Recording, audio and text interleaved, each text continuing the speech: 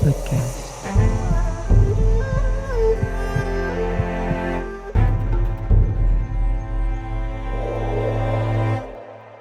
Hello and welcome to Emma's podcast. So in today's podcast, we're going to do a little twist again because this is the season for the twist. And after the big table that I posted last week for Christmas, we continue with the saga, but this time it's a collaboration that I did actually with Studio Stargazers. Zino has composed the music, and I read actually a portion of the compelling speech by Carl Sagan about the pale blue dot that I absolutely love. It's a beautiful speech that he did, and it's just wonderful. So I just took an extract of the pale blue dot, and this is what we did with it. So enjoy it, reflect on it. It's just a beautiful speech. All my love, guys. Bye.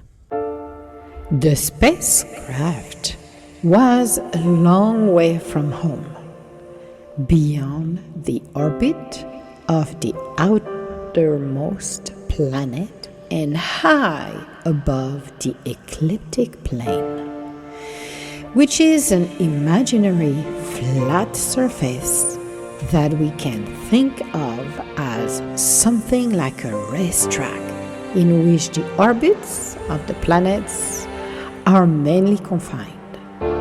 The ship was speeding away from the sun at 40,000 miles per hour. But in early February of 1990, it was overtaken by an urgent message from Earth. Obediently, it turned its cameras back toward the non-distant planets, slewing its scan platform from one spot in the sky to another. It snapped 60 pictures and stored them in digital form on its tape recorder. Then slowly, in March, April, and May, it radioed the data back to Earth. Each image was composed of 640,000 individual pictures element, aka pixels, like the dot in a newspaper, wire photo, or at pointiest painting.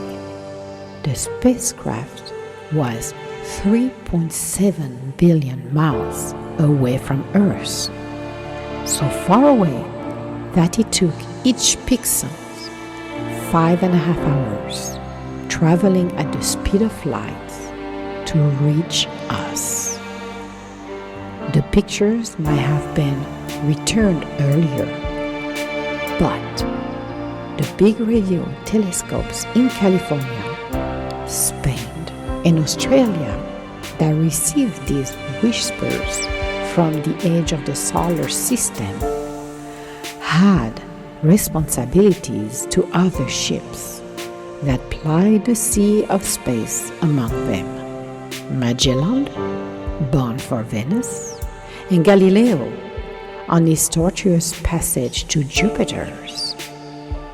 Voyager 1 was so high above the ecliptic plane because in 1981 it had made a close pass by Titan, the giant moon of Saturn. Its sister ship, Voyager 2, was dispatched on a different trajectory within the ecliptic plane, and so she was able to perform her celebrated exploration of Uranus and Neptune. The two Voyager robots have explored 4 planets and nearly 60 moons. They are a triumph of human engineering and one of the glories of the American space program. They will he in the history books when much else about our time forgotten. The Voyagers were guaranteed to work only until the Saturn encounter. I thought it might be a good idea, just off after Saturn, to have them take one last glance homeward. From Saturn, I knew the Earth will appear too small for Voyagers to make out any detail. Our planet would be just a point of light, a lonely pixel, hardly distinguishable from the many other points of light Voyager could see, nearby planets and far-off suns, but precise because of the obscurity of her world through reveals. Such a picture might be worth having. Mariners had painstakingly mapped the coastline of the continent. Geographers had translated this finding into charts and globes. Photographs of teeny patches of Earth had been obtained first by balloon and aircraft, then by rockets, in brief ballistic flight, and at last by orbiting spacecraft, giving a perspective like the one you achieve by positioning your eyeball about an inch above a large globe. While almost everyone is taught that the Earth is a sphere, with all of us somehow glued to its gravity, the reality of her circumstance did not really begin to sink in until the famous frame failing Apollo photograph of the whole Earth, the one taken by Apollo 17 astronaut on the last journey of human to the moon. It had become a kind of an icon of our age. There's Antarctica at what Americans and Europeans so readily regard as the bottom, and then all Africa stretches up above it. You can see Ethiopia, Tanzania, and Kenya, where the earliest human lived. At the top right are Saudi Arabia and what Europeans call the Near East. Just barely peeking out of the top is the Mediterranean Sea, around which so much of our globe civilization emerged. You can make out the blue of the ocean,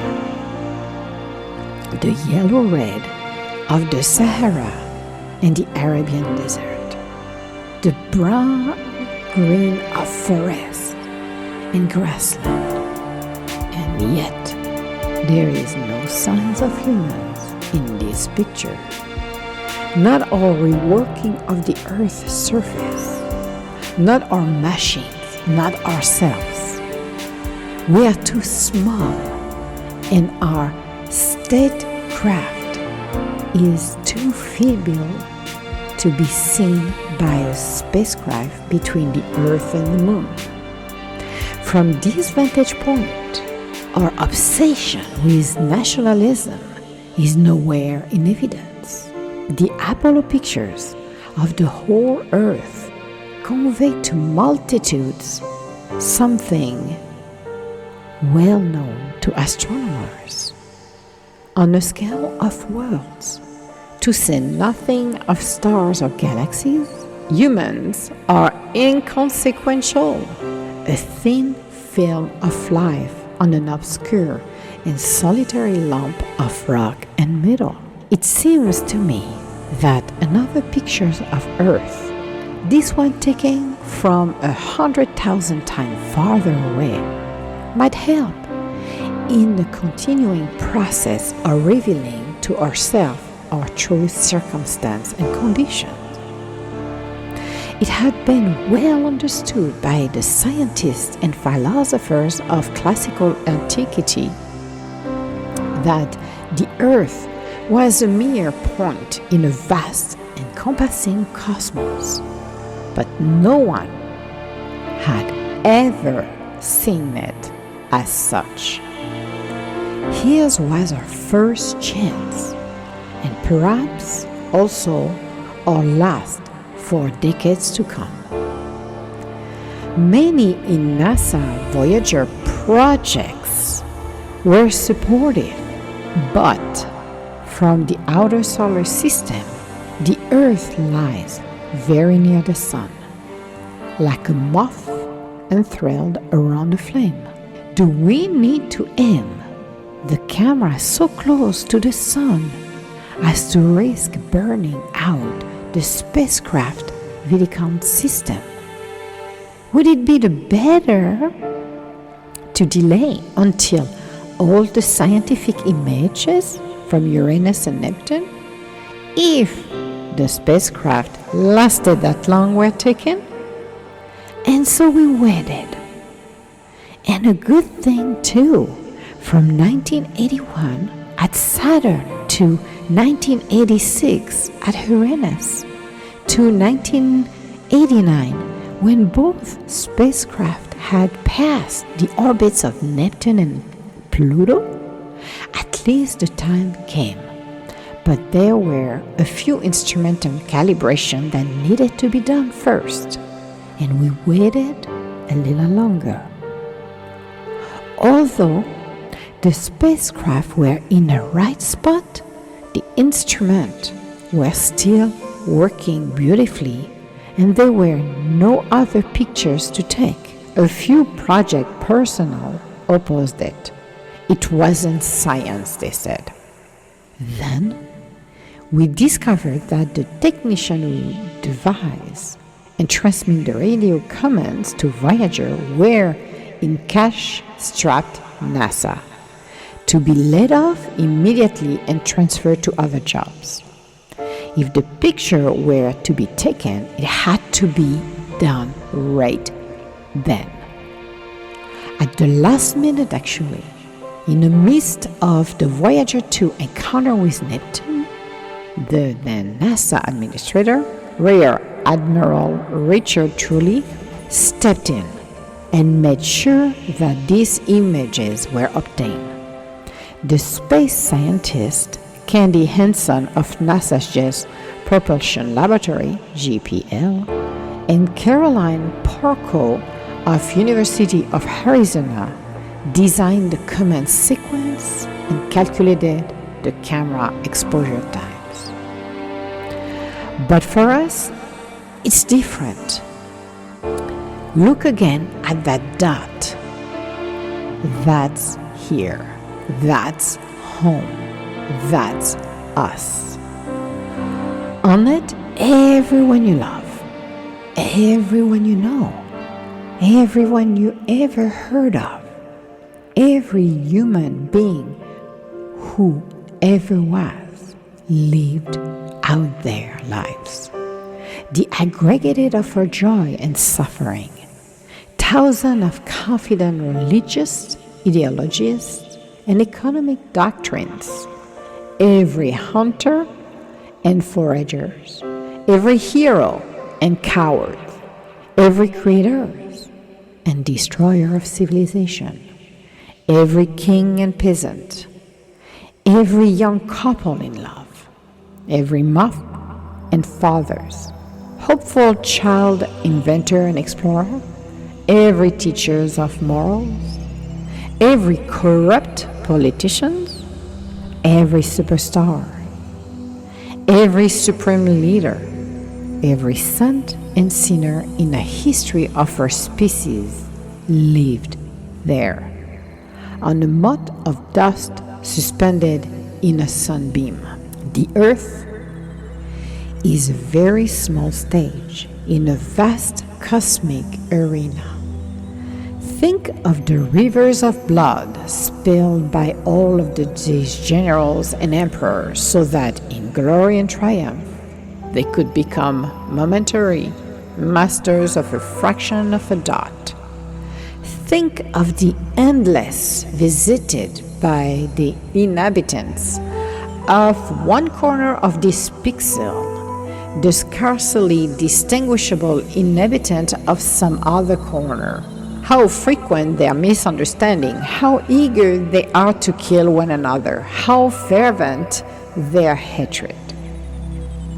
Or posturing or imagine self-importance, the delusions that we have some privileged position in the universe are challenged by this point of pale light. Our planet is a lonely speck in a great enveloping cosmic dark. In our obscurity, in all this vastness, there is no hint that help will come from elsewhere to save us from ourselves. The earth is the only world known so far to harbor life. There is nowhere else, at least in the near future, to which our species could migrate. Visit? Yeah. Settle? Not yet. Like it or not, for the moment the earth is where we make our stand. It has been said that astronomy is a humbling and character-building experience.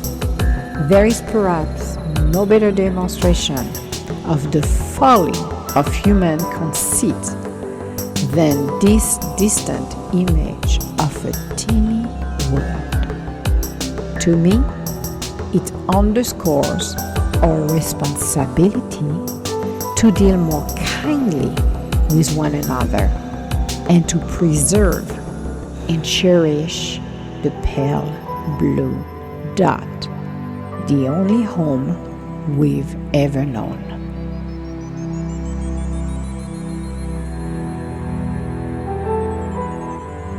This was read by Emma DiGallo. The Carl Sagan Pale Blue Dot, a vision of the human future in space.